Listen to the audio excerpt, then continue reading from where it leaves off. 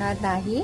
Sinusitis होणं म्हणजे पेशंटची इम्युनिटी म्हणजे रोग प्रतिकार शक्ती कमी होणे सुद्धा रिझन असू शकतं.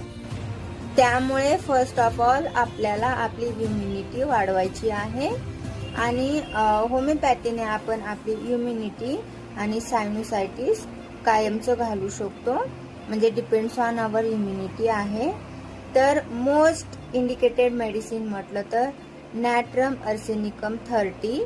तर हे मेडिसिन आपल्याला 2 थेंब 2 वेळा दिवसभरातून घ्यायचं आहे आणि याच बरोबर काही पथ्य सुद्धा पाळायचे आहेत. हे मेडिसिन कमीत कमी आपल्याला 2 महिने घ्यायचं आहे.